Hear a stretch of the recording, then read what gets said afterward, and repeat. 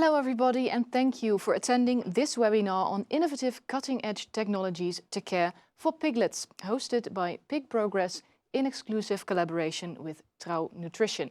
My name is Lisa Bruggeling, I'm an editor for Pig Progress, and I will be your host for the coming 60 minutes. And luckily for me, I'm not alone, because I'm joined by three expert speakers who between them have a wealth of knowledge of the animal feed sector and of course of pigs in particular. And they are Neil Jaworski, he is head of nutrition formulation and animal modeling at Trouw Nutrition. On my right hand side, Wim Lanois, swine nutritionist at Trouw Nutrition Belgium, and Tijl van Menen, technical manager at Trouw Nutrition as well. Thank you for joining us and welcome, of course.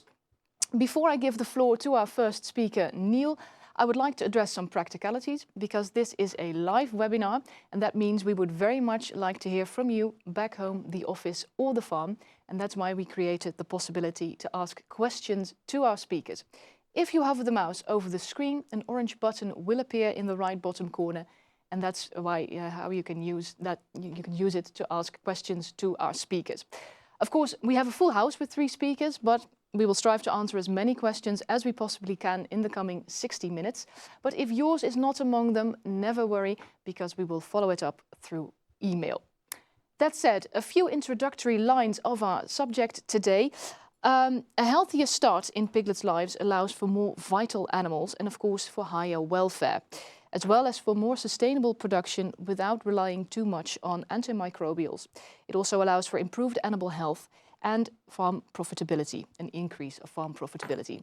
Of course, that all sounds very great in theory, but how can you achieve these goals in practice? And that's of course by giving your piglets the best care possible. And that's where our 3 speakers come in, because they will tell you all about how you can do that. And that said, our first speaker today is Neil. And Neil, you will be telling us all about cutting-edge diet formulation for piglets, the importance of kinetics of protein digestion and dietary fiber fermentation. Yes, thank you, Lisa. Real pleasure to be here with Pig Progress today and my colleagues to present to you protein digestion kinetics and fiber fermentation kinetics. Basically, Kinetio technology, a key pillar in the Milkiwean program, especially the Vital Start program, and also walk you through how we quantified this great intuition or great gut feeling, that's the art of feed formulation, that all of our nutritionists and formulators have worldwide at Trouw Nutrition by using science and also the rate of digestion, so unlocking a new component to nutrition, and by doing so, really tackling that great intuition that our nutritionists have. So this technology started, of course, a while back, all around the subject to curb antibiotic usage. And that's, as many of us know, a large contributor to global mortality. So 1.27 million deaths in 2019. And we set out to tackle this challenge using nutritional specification and formulation strategies as key enablers to control stomach and gut functionality. So within the post-weaning period, we believe and we see actually the rate of digestion in piglets may drop and slow down in stressful situations, which is the post-weaning period. This can result in poorly digestible starch and protein, resulting in diarrhea, performance losses, and mortality. We also saw a lack of knowledge, so potentially more knowledge about the fermentation kinetics of dietary fiber can lead to nutritional solutions. And in the end, we want a result where we can steer nutrient digestion through passage rate, piglet intestinal health, feed intake regulation, and microbial gut-brain access. And we do that with in vitro protein digestion kinetics, which are more predictable of gut health and post-weaning diarrhea than dietary crude protein, and through slow and resistant dietary fibers, which are specific fiber fermentation kinetics that are critical in nursery pig GI tract development. So Kinetio's purpose is to evaluate feed ingredients using the nursery pig as a model. And we want to incorporate the rate of nutrient digestion. So not only the extent, that's digestibility. Now we're talking about the rate, that's kinetics. and to incorporate the site of nutrient digestion. So here you can see the stomach, the small intestine, and the large intestine all highlighted in this nursery pig, whereas typically, again, when you're working with digestibility coefficients, those are extent of digestion and typically encompasses the stomach and small intestine as one and the total tract as the other, whereas now we split it into three separate segments as they are in the body. And the end goal of Kinetio is to improve gut health, improve piglet performance, and enable flexible and best use of feed ingredients globally. And it's a key innovation to overcome these post-weaning challenges. So it's one of the pillars, but there are many pillars in the Milkiwean programs, both for efficient and vital start. And what we see is that the protein and the fiber fermentation kinetics, Kinetio technology, is our key pillar here. So I want to walk you through 3 steps that we use to create Kinetio to support Milkiwean vital start. And the first one is to evaluate feed ingredients for protein, starch, and fiber kinetics. So we start with the feed ingredients and start in the lab rather than start on the farm. And that's a key differentiator, I think. The second step is you need to populate a matrix for feed ingredients to be used globally. This is also another key pillar. You need to have a robust nutritional database and matrix to have confidence in the Kinetio values or the protein and fiber fermentation kinetics of these raw materials so you can steer your feed formulations. And finally, then we go to the farm and we understand, can we get an animal response to protein and fiber fermentation kinetics? And then we start fine-tuning the recommendations. So I'll walk you through those steps by unveiling the curtains to our in vitro starch and crude protein degradation kinetics assay. So as I said, it begins in the lab, where we mimic the digestion conditions of the nursery pig in vitro. This is a key aspect that we all need to be aware of. And we measure protein and starch degradation over time throughout the 2-phase in vitro incubation. So we have a stomach phase and a small intestinal phase. And every 30 minutes, we're taking a sample of that feed ingredient to calculate the amount of protein and starch digested in the in vitro assay. And we use this information to build that kinetic curve, which I'll show you in the next slides. But that's also how we calculate quantities of fast, slow, and resistant protein and starch. And we have run this assay over 400 different times from over 50 different feed ingredients so that we can incorporate it into a global nutritional database. Here you can see the results of in vitro protein degradation kinetics for 6 common feed ingredients in nursery pig diets. So you can start with soy protein concentrate in orange line, sunflower seed meal in the purple line, soybean meal in the blue line, you have rapeseed meal in the green line, wheat gluten meal in the red line, and potato protein concentrate in the yellow line. On the x-axis, you have small intestine incubation time in minutes, and on the y-axis, you have in vitro crude protein degradation. The first thing that Kinetio reveals is that you look at time point 0 in the small intestine.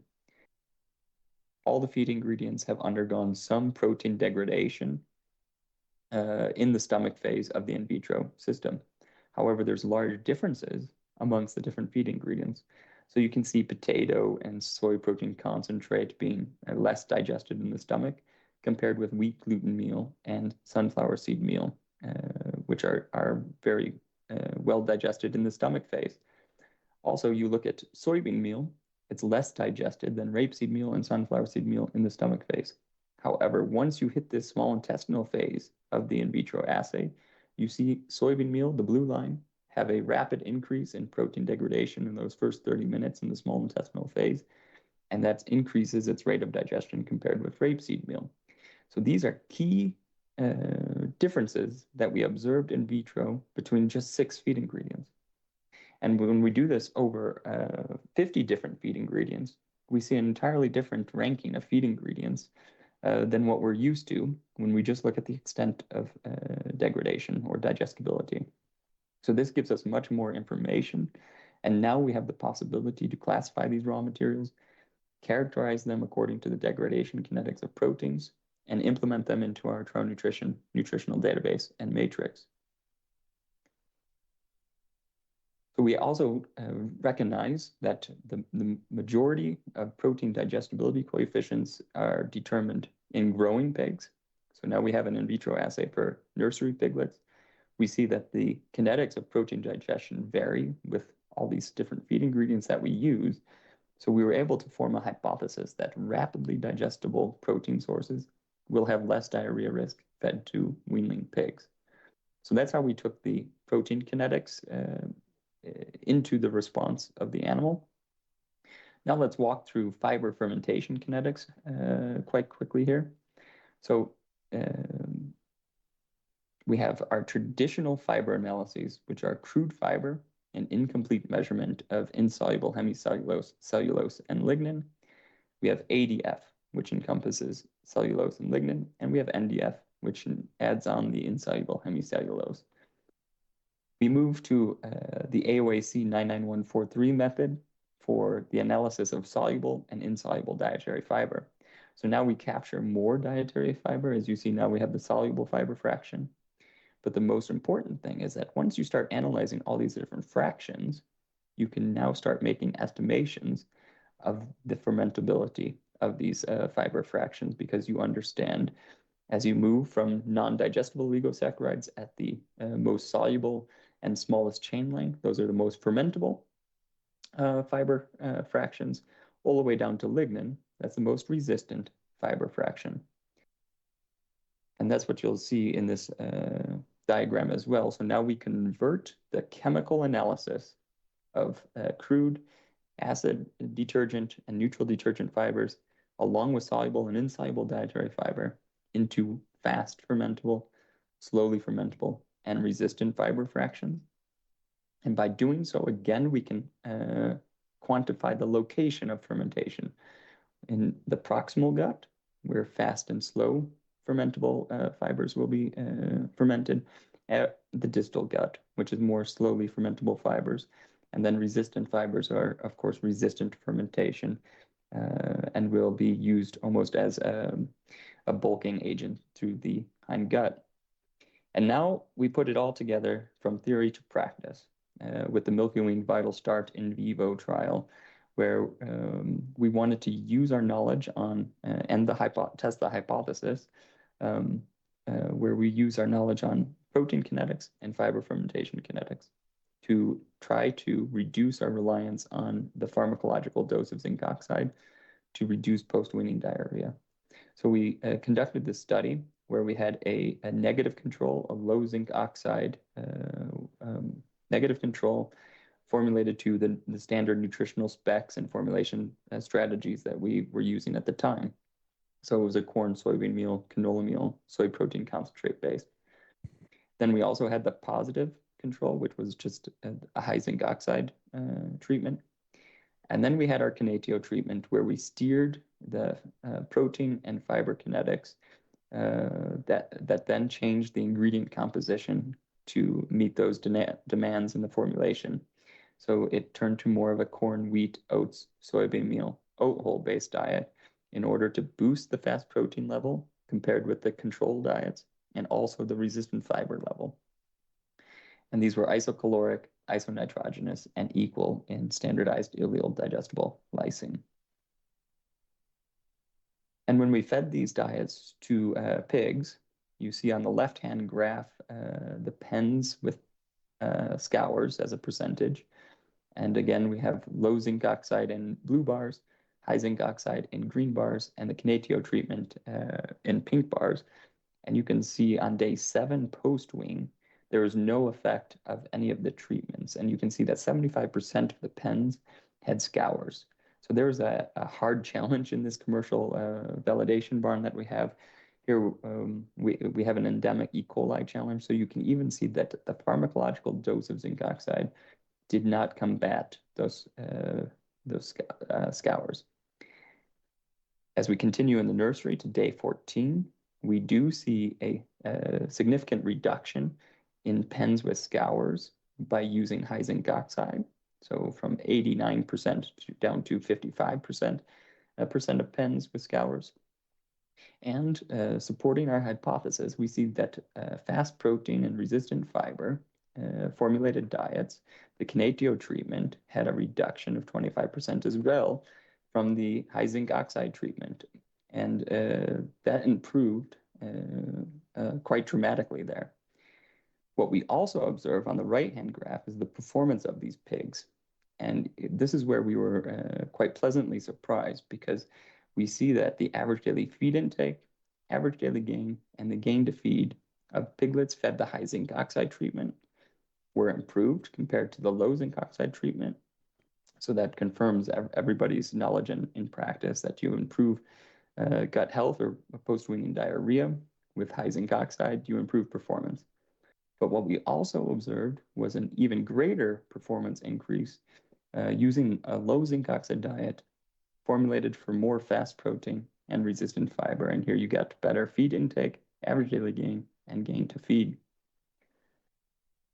So that was really one of the first validation studies that really got our eyes open and started to see the potential that Kinetio had, or protein and fiber fermentation kinetics had, to tackle gut health and performance of piglets. What we also use it for is to optimize nutrient usage to allow for more flexibility in formulation without impairing growth. So this was another study where we formulated two diets. The blue diet was a Kinetio diet with plasma, and plasma is a rich source of rapidly digestible protein. And then we used the knowledge that we have about rapidly digestible protein sources to formulate for the same Kinetio levels, or the same amount of fast protein in the diet, but without plasma. So we start using other raw materials, and you do get a big shift in ingredient composition when you do this. And what we observed was that average daily feed intake, average daily gain were the same. So we were able to maintain performance without plasma. And you can also see at this time, plasma was an expensive feed ingredient. And when you take it out of the diet, your diet is less expensive. The pigs perform the same. You have a reduction in the dollars per kilogram body weight gain when using this technology. Now, that's the two studies that I'm sharing with you today, but these are the two studies that really demonstrate the power of Kinetio. And here you can see that there's results from over 12 scientific and commercial trials to demonstrate a consistent 4% improvement in piglet performance and a 25% reduction in post-weaning diarrhea. And Kinetio again splits out into the stomach, small intestine, and large intestinal phase to tackle different problems in those different segments. And that's how we stand out from the competition. And again, we followed those three steps that I think are critical when you're doing feed evaluation. You need to build a robust nutritional database. You need to put it into that database and matrix. And then you need to see at that point, does the animal, or in this case, the post-weaning pig, respond to different protein and fiber digestion kinetics. So with that, I'll thank you for your attention and take any questions that you may have. Thank you, Neil, for your presentation. Very informative. And indeed, some questions are coming in. And the first one that came in during your presentation was, does Kinetio recognize the physiochemical properties such as water holding capacity, swelling capacity, oil holding capacity, and bulk density, among others? Excellent question. And that's a perfect lead into my colleague Wim's presentation coming up next. No, Kinetio technology doesn't incorporate that exactly in the in vitro work, or how we evaluate the feed ingredients for protein digestion kinetics or fiber fermentation kinetics. However, that information, so like water holding capacity, particle size, bulk density, all of those additional information correlate and correspond to protein digestion kinetics and fiber fermentation kinetics. So, for example, the smaller the particle size, the more rapidly digestible the protein will be in the feed ingredient. So that's just one example, and I'm sure there's many. Thank you. And another question that came in, what is the difference in nutritional content among the three groups you talked about?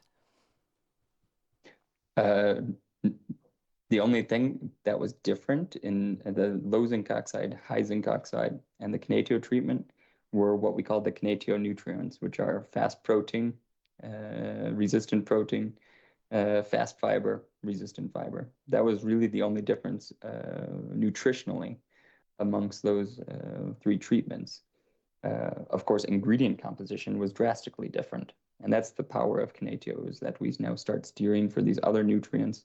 You have a different feed ingredient ranking for the post-weaning pig feed formulation and the pig response. And so it confirms a lot of gut feelings that nutritionists have with a lot of these ingredients that sometimes we aren't so confident in using. Thank you for your answer to that question. Maybe some more other questions will be coming in, then I'll get back to you at the end of the webinar. But for now, I would like to turn to you, Wim, for your presentation, and you will be talking about innovative particle check technology for enhanced stomach and intestinal functionality. Thank you, Lisa. As Neil already mentioned, particle size indeed also can be looked at as an important part of our Vital Start approach. That's also what we did. We did develop an application called Particle Check, and I'm going to elucidate on how we developed it, how we came to the idea, what's the outcome of what we did.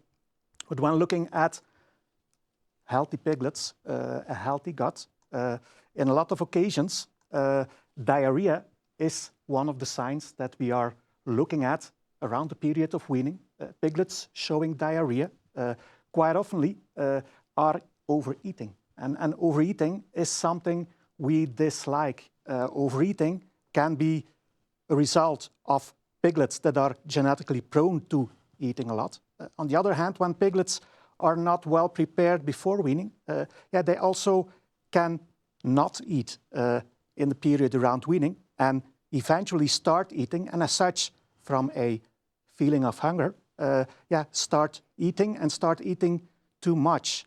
As a consequence, what do we see when looking at the feed intake pattern of those piglets in the period around weaning? That is that in 3, 4 to 5 days after weaning, piglets are developing their feed intake, but suddenly their feed intake drops. There's a feed intake dip, and it takes the piglets around 3 to 4 days to recover from that dip, to find themselves again on the feed intake level they were already at day 3 after weaning.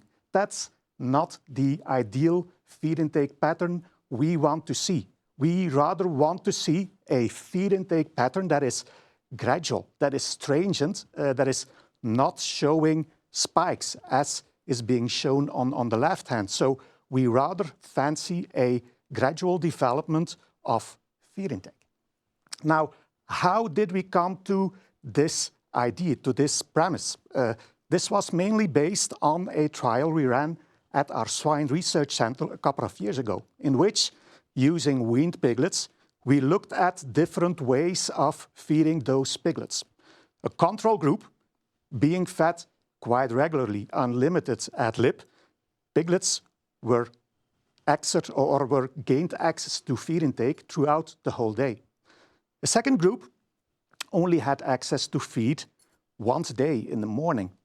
So in 1.5 hours in the morning, piglets were forced to have their feed intake ready for the complete day. So we generated some kind of peak intake, overeating, as you can state it. Third group is then a group that is quite comparable to what we are describing as transient or gradual feed intake. Those piglets, they were granted access to feed every hour, receiving small quantities, and as such, building up the feed intake in a gradual way. That's the test we did using freshly weaned piglets at 3 weeks of age. And then after 1 week, so after using this approach in these 3 groups, we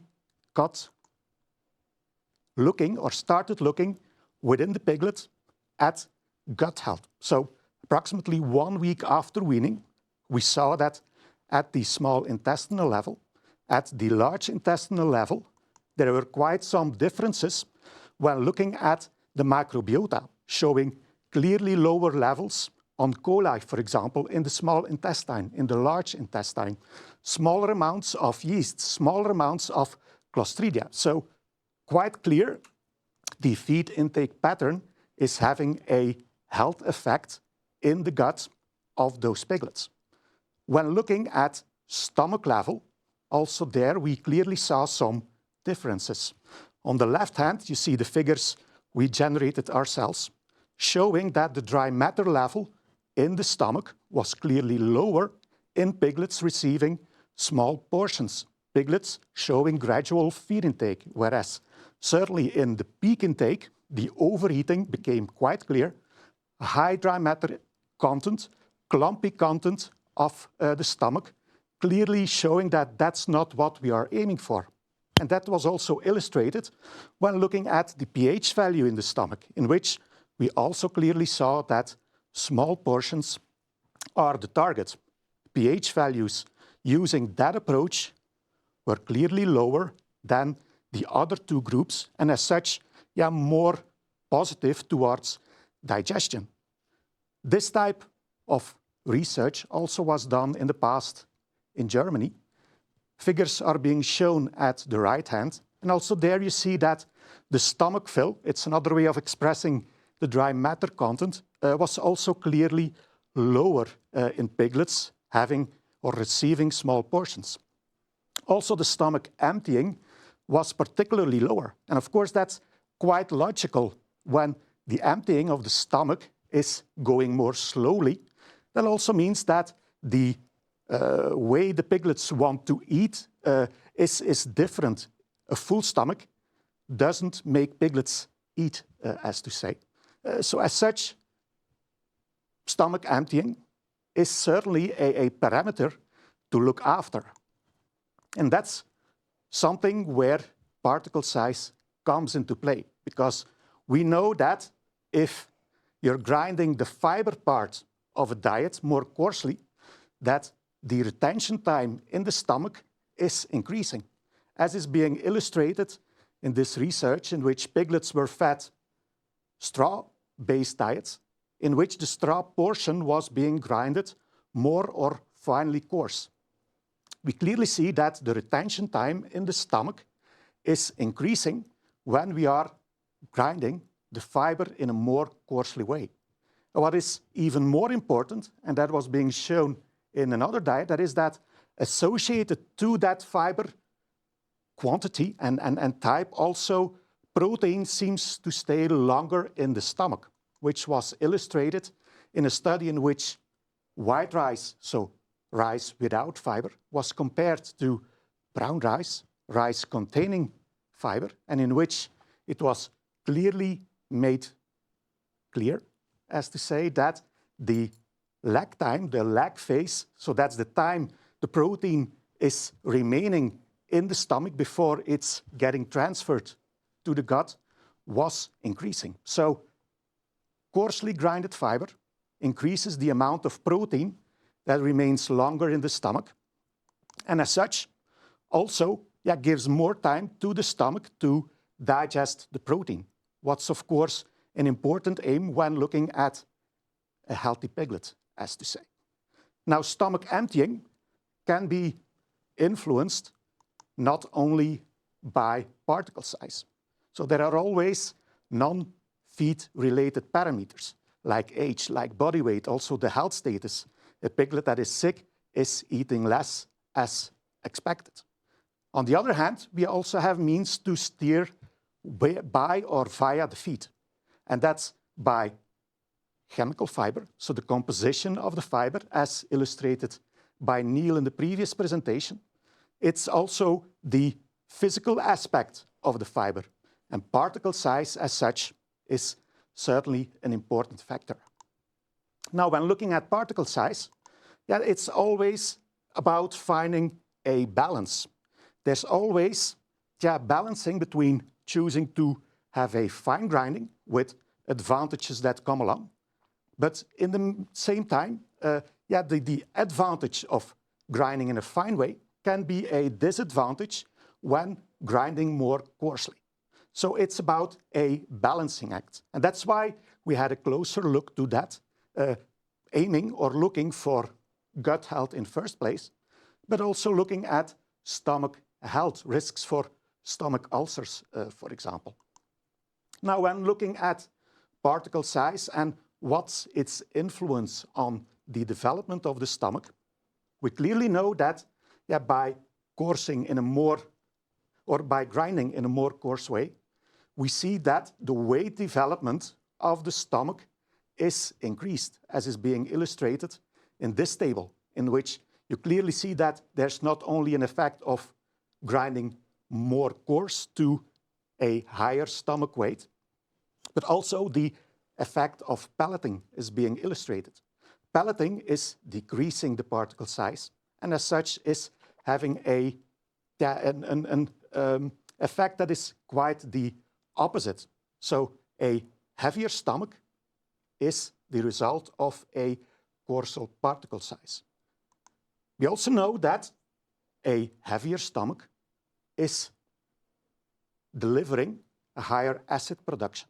So a heavier stomach is increasing or is able to produce a higher amount of acid that can help and support the piglets in digest nutrients. But it's not only about nutrient digestion, it's also about the way how the piglet or the piglet's stomach behaves. So this is also illustrated in this graph, in which you clearly see that by playing with the particle size of a diet, you can generate different pH gradients in the stomach of a piglet. And there the ultimate goal is to have a quite stratified pH differentiation within the stomach, which clearly is being reached with diets having a larger particle size and is not being reached at all by giving small size particle diets to piglets and to pigs in general, resulting in a lack of differentiation in pH values, and as such also a distribution of a low pH throughout the complete stomach. And that is also resulting in gastric ulcers, also in piglets. And that's something surprising, but it was clearly shown in this graph, in this study, in which in 10 different farms in Danish circumstances, using piglets that were clinically healthy, still 35% of piglets showed ulcers.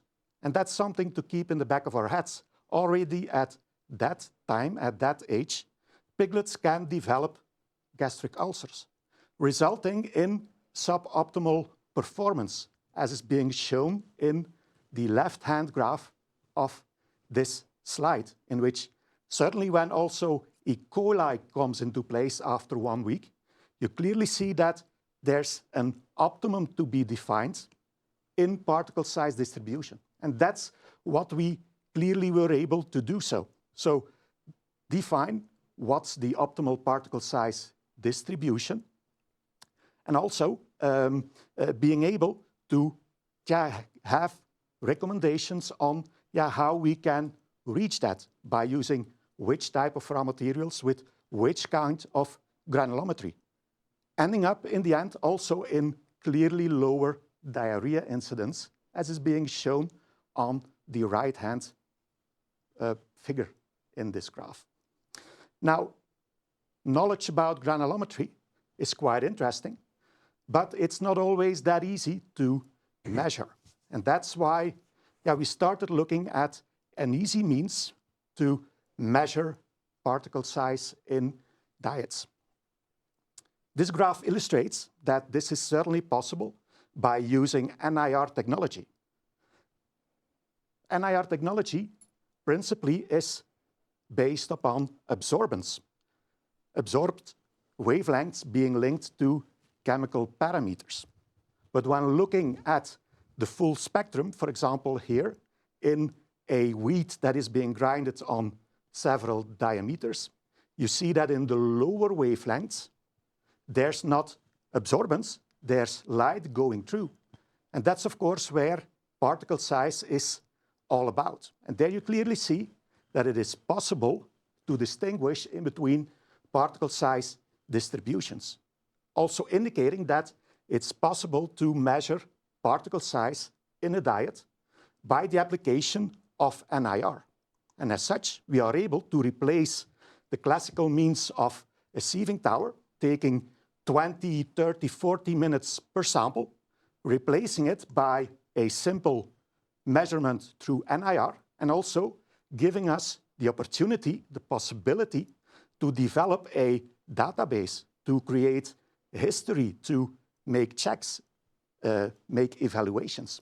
So that's what is being gathered in our particle check application. So it's measuring the particle size through a calibration line and transferring the data to our NutriOpt portal, where those data are being gathered for evaluation and are also being used to give recommendations, as is being shown in this graph. Here you see the outcome of a measurement of a diet by NIR. The green dots are showing the measuring points, and in the ideal situation, the green measuring spots should fall in between the blue lines. So outside those two blue lines, that means that the diet is too coarse, as it is in this case, in this example, or can be too fine. So in one glance of an eye, you can clearly see whether the particle size distribution of your diet is within recommendation or not. So that's where particle check is all about. So when looking in conclusion to what we did, so coarser diets support the development of the gut, and as such, the development of a stable and gradual feed intake pattern after weaning. So it helps maturing the functionality of the stomach and the gut, and as such, contributes to a better health and performance. We have developed specific recommendations for the optimal particle size distribution in piglet diets, and the particle check application can certainly help us in evaluating, in providing precise and consistent monitoring, and also recommending on how to change things if necessary. So that's the end of my presentation. Wim, thank you very much. Sure. One question came in for you all the way at the beginning of your presentation. So I guess maybe for this, the listener, you already answered the question, but just to be sure, okay. She asks, why were there issues with E. coli with the ad-lib feed intake? It's about controlling. It's about controlling the feed intake, and pressure of E. coli and the effect on diarrhea is something really specifically linked to a farm. So it can be different in circumstances or along circumstances. So one of the reasons behind it is that the circumstances we used to test in, there the regular feed intake with the diet that was being used already was a risk or posed a risk to developing diarrhea. Okay. And or putting pressure on the coli counts as such. Yeah. Okay, thank you for that. Also, stomach health and functionality, new area of research and application for piglets. How can I detect stomach issues on farms, someone asked? Yeah, when looking at stomach issues, the last thing you'd expect, certainly in a piglet that is freshly weaned, is that there might be issues with over-acidifying, for example, and as such, having issues with stomach ulcers. So it's looking at feed intake, the development of the feed intake, also looking at the behavior of the piglets, also looking at the color of the piglets. So there are different means to evaluate the risk you are having at that moment. So those are a couple of measures, things to look after in those circumstances. Okay, just keep a good eye on your piglets. Indeed. Okay, one final question for you coming in. Someone says, I know that you can measure particle size in feed ingredients using NIR, but is it possible to measure particle size in complete feed using NIR? Yes, so the methodology we developed is clearly made to be used in complete diets. So that's particularly what we developed. What you developed, okay. Okay, thank you. Maybe some more questions will come in. But for now, I would like to turn your attention to our last, but certainly not least speaker, Tijl. And you will be talking about Milkiwean Vital Start. So, Thank you, go right Lisa. ahead. Thank you. Milkiwean Vital Start, we heard already two very interesting stories, and they are part of our Milkiwean Vital Start approach. Let's begin by what is Milkiwean Vital Start today? Because Milkiwean Vital Start exists already a little longer than today. Today, Milkiwean Vital Start is an exclusive program to deliver tailored solutions and services to sustainably enhance piglet health and growth. Why are we focusing on Vital Start again, or let's say more and more? That's because our world is changing. We see a lot of factors changing, which make Vital Start, our Vital Start approach, more and more clear and more necessary in our industry. One of them is our tighter legislative frameworks. We see restrictions on antibiotics already started more than 25 years ago, and 1990s, but even now, new visions are coming up, are built, are becoming legislation. For example, our One World, One Health, One Welfare approach, which shows that the world is really thinking of how to bring solutions on these topics. We also have a changing consumer. Consumers are not only interested in the cheapest meat, they also want to find back some values that are important for them, such as animal welfare, sustainability.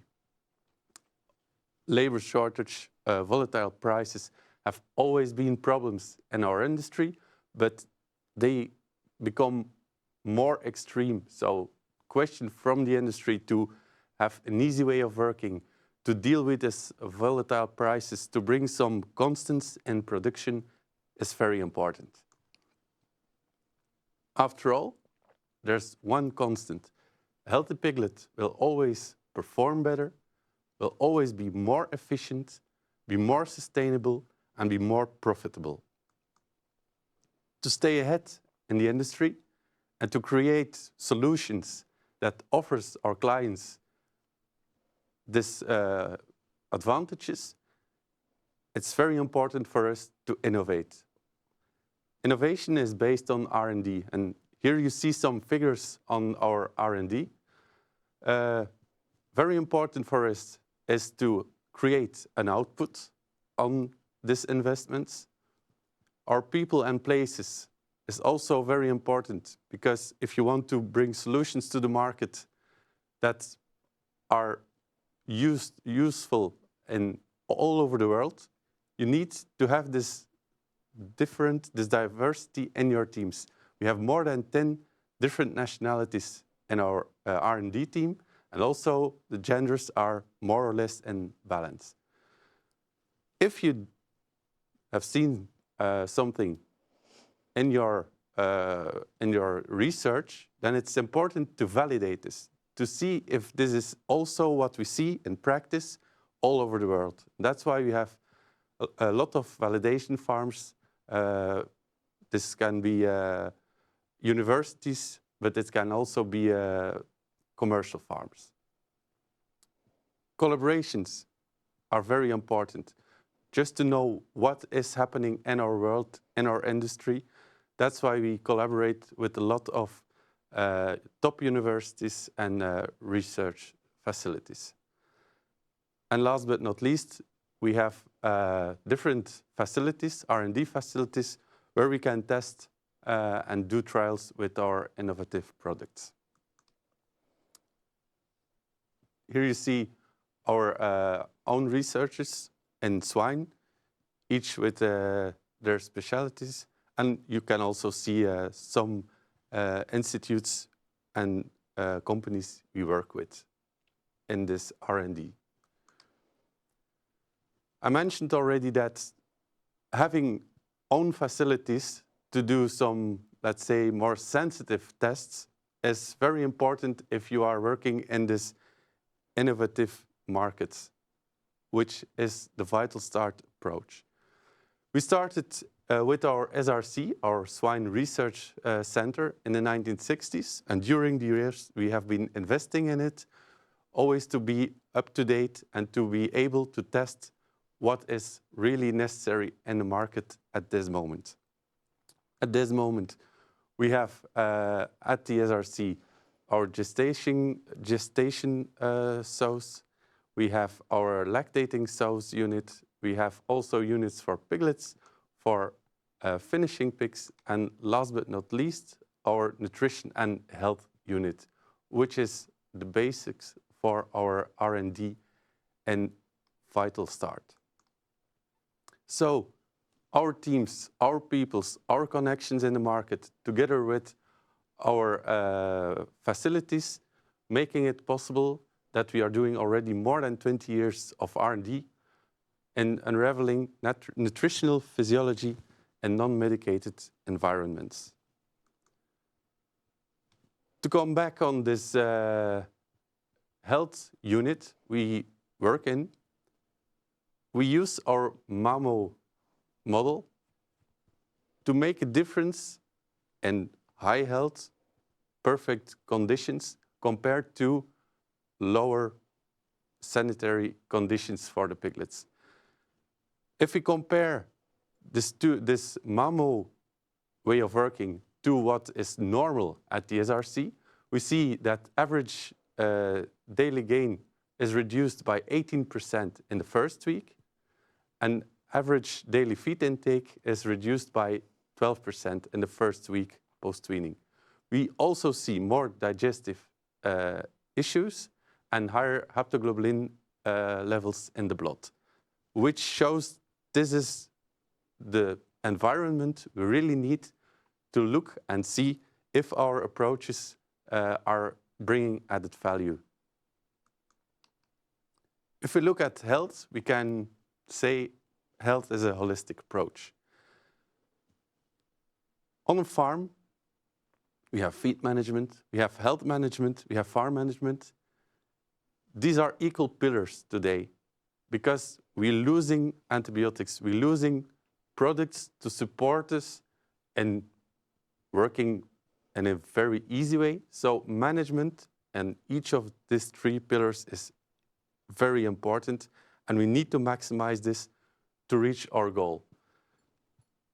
Today, we will focus on feed management because this is our core business, and also because feed is your highest production cost at farm level, but also in B2B feed millers, your raw materials, it's a very high cost if you look at your total price of your end product. So raw material choice is very important. Raw material quality is very important. And when you have this quality, you also want to keep this quality till the moment the piglets eat it. So feed safety, feed hygiene, and preservation are very important.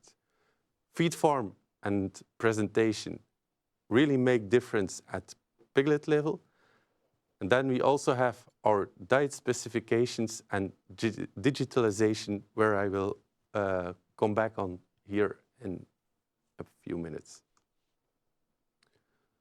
We heard from Neil and from Wim already some innovations, very innovative things, but we can say there's even more in Milkiwean Vital Start. Milkiwean Vital Start at the end is based on robust science-based insights into weaning physiology. And to do this, we have 5 evidence-based drivers of digestive health. You can see them here on the screen.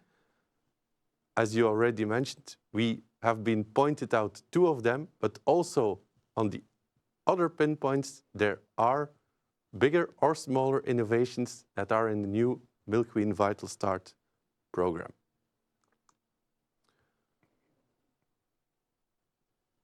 Today, Milkiwean Vital Start supports over 25 million piglets per year already in Europe.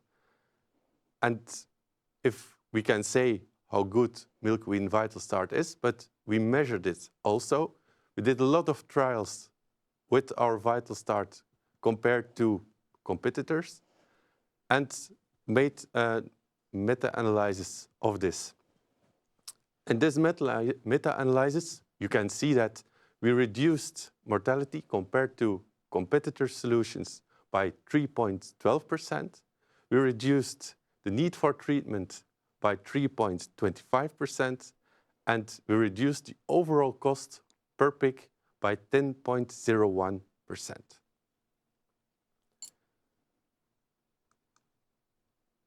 I mentioned already quality of raw materials. At the end, in our business, quality of raw materials, nutrients and anti-nutrients, this is what it is all about. This is what we take in account to bring to our animals. We offer all this knowledge partially in complete feeds, but we also offer premixes, concentrates, and then we are able nowadays to connect these products with the knowledge we have, and we can deliver it to the feed millers to bring partially our products together with our knowledge in your final feed product. Nutriopt is a suite of integrated digital solutions and services to support farmers, feed mills, integrators, and consultants on actionable analysis, actionable insights, optimal diets, and optimal animal performance. Nowadays, today, Nutriopt contains already over 15 products and services, and we will point out 3 who are really relevant in our Milkiwean Vital Start program.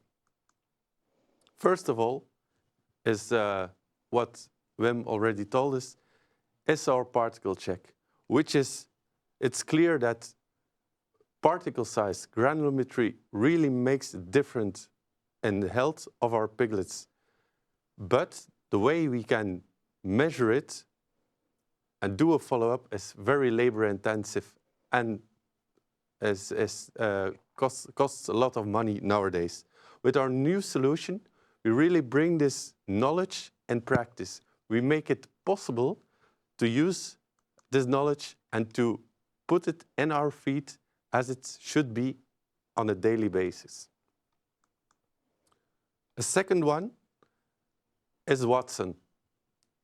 We didn't talk about Watson already for today, but Watson is a great tool, it's a unique tool. It's our digital twin. Watson is our integrated swine growth model in Nutriopt. It's an exceptional decision-making tool which supports you for questions pertaining to nutrient requirements.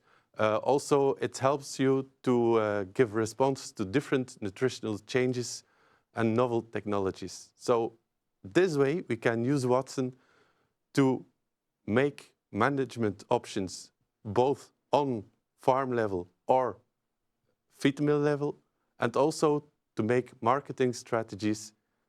Watson can be used. The strength of Watson is that it balances between both the economic and the animal performance characteristics. So this way, it ensures you to choose that goal you really want to go for. And last but not least, we have our My Feedprint. This is our tool for sustainability. I will not go much into detail, but what we do different compared to other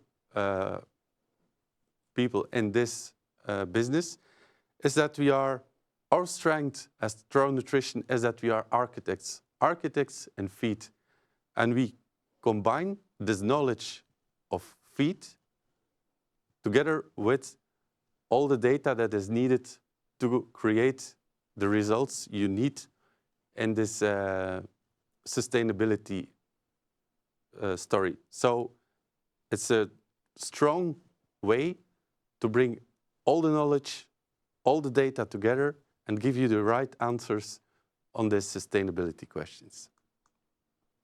If we just wrap up, we can say our services can support you at each level you are thinking about, you are working on, at the feed level, at the animal level, and at the farm level. In combination with these services, we also have, of course, our products, our feed products, from phase 0 till phase 3, complete feeds, concentrates, and our complete feeds, all the knowledge is already inside the bag. If you work with concentrates, together with our services, you can create high quality feeds in a stable way.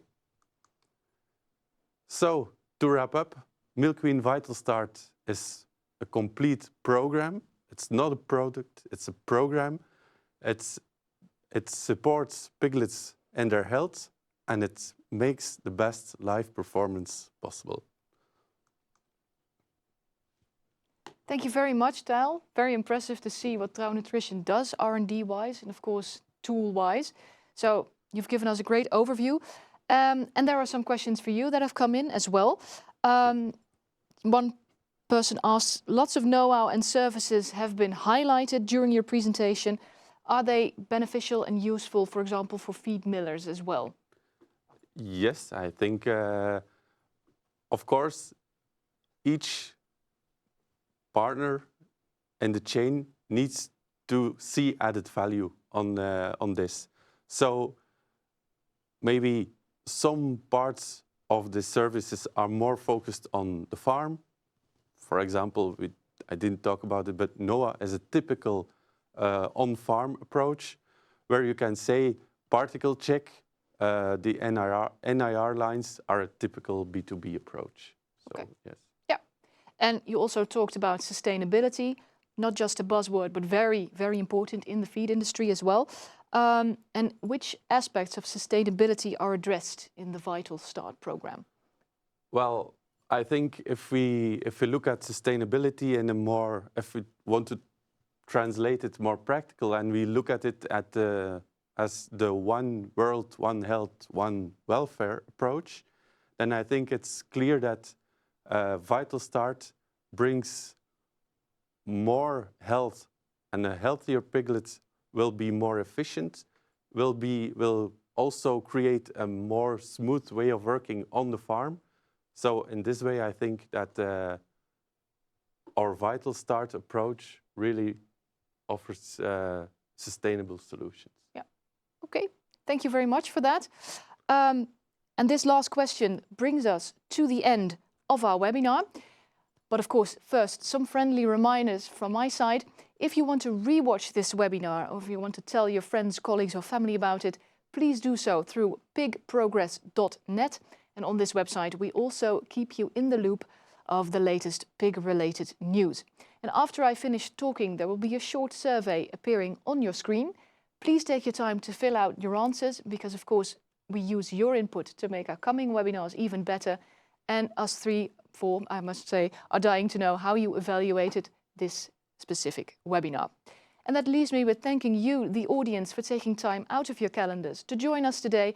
And of course, Neil, Wim and Tijl for sharing your insights and what Trau Nutrition does for piglets worldwide. For now, I wish you a very pleasant remainder of the day and hope to welcome you soon to another Pig Progress webinar. Goodbye.